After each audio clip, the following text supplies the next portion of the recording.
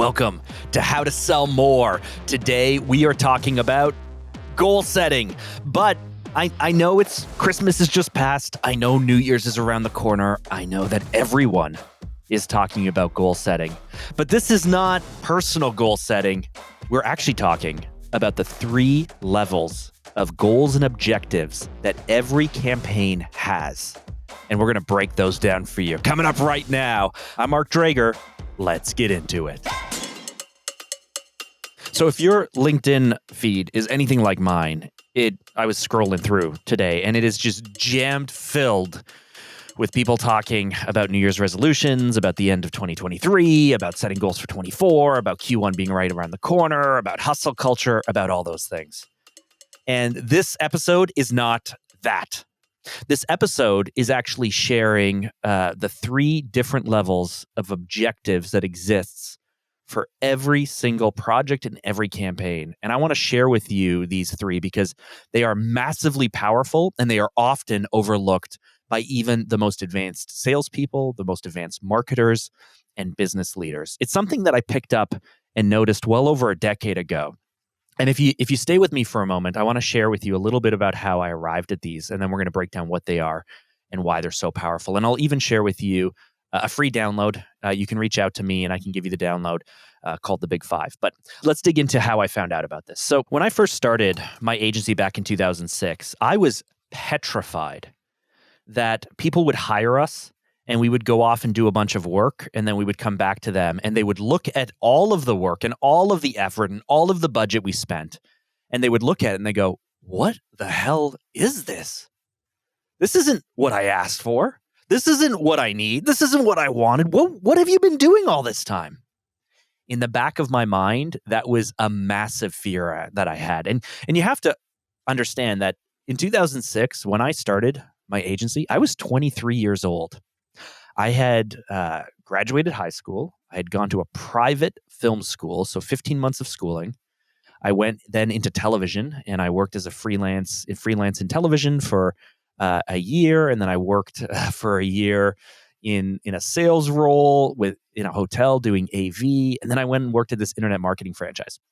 And I was just, again, petrified that a client would give me their budget and they would trust me with their products and with their brand and with their marketing assets, and they would trust me to go and make this happen. And then I'd come back to them and they'd look at me like a complete idiot.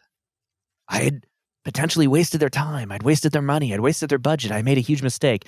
And that fear helped me in some ways. It hurt me in some ways. It held me back, but it also helped me because what it forced me to do was get really, really good at pulling a brief out of a senior leader. Even though I was young, even though they knew far more about their business and their needs and the requirements than I did, this fear of making a mistake ensured that I never left that meeting, that first initial discovery, without a super clear idea of exactly what we were doing. And I would actually put together these scoping documents or these briefs, or I would actually create pitches to give it back to them to ensure that in their language, we were both on the same page. Which I think every single person, everyone in a consultative sales role, everyone in a sales role, we need to spend more time doing this. It takes a lot of time. But it helped me realize is that there were actually these 5, and I wrote a white paper on it called The Big 5. And if you're listening along and you're like, "Oh man, I wish I could see this, get this on paper," you can, at the end of the podcast, I'll share how you can get a copy of this for free. But there are 5 areas that every project required. And the first was objectives.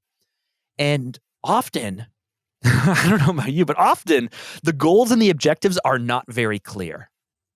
And so we're going to break those down now. But I had developed this, the first was objectives. The second was target audience. The third was motivation. The fourth was the platform or market or communication channel we're speaking to. And the fifth would be the message. Those were the big 5 things that we need to focus on. But even within the very first step, objectives, there are a lot of nuanced elements here. And there are 3 levels of objectives. There's 3 levels of goals that we need to get clear before we spend a single moment or a single dollar on a campaign. And now with me trying to work off the Christmas ham that I hate and thinking ahead of 2024 right around the corner, I think we're all often thinking about our goal setting. And so I want to share this with you because this is wildly powerful. Okay, so there are 3 levels of objectives that we need to get clear with anything we do. The first, the highest level, is the corporate objectives. What are our quarterly, our annual, what are our corporate objectives? What is the reason why we are choosing to make an investment in this product, in this campaign, in this R&D, in this development, in this hire, and whatever we're doing? How will this investment of time, money, and resources tie back to help the business in its goal? If you go way back to an early episode of How to Sell More, we had Mr. Lee Benson on the podcast. Lee Benson is the creator of the MIND methodology, and MIND stands for your most important number and the drivers. Fantastic episode. If you haven't listened to it, right after this one is done, go back and listen to that because it provides so much clarity for why many, many departments in most organizations are running around doing busy work, but it's not actually driving the business forward. And his methodology of the MIND, the most important number and the drivers for that, plays very well into this top level corporate objective. We're about to do something new. We're about to invest dollars into this new initiative. How will it help the business drive forward and reach its goals? That's objective level number 1. And it's important that every single person on the project or tied to this investment or activity understands it, because we all need to ensure that the work that we are doing is tying back up to that top level objective. Now, if we think about the next level down, the campaign, the product launch, the R&D, the investment of staff, whatever it might be, it in itself has its own objective. So top level corporate objectives might be our annual targets or making plan or whatever it might be. The next level down, it's going to have its own objectives. And the easiest way to think about this is if we were doing, like, say, a marketing or advertising campaign. We're going to spend a certain number of dollars or placements. We want to generate leads. Or if we're doing a recruitment campaign, we want to generate candidates. Or if we're doing a win-back campaign, we want to win back over past clients. So the campaign in itself, or the activity in itself, the initiative in itself, is going to have its own objectives. What are those objectives? And how can we clearly tie it to a KPI that can be measured to ensure we're hitting our objectives or our goals, right? Now, this level of objectives is often where most people spend their time.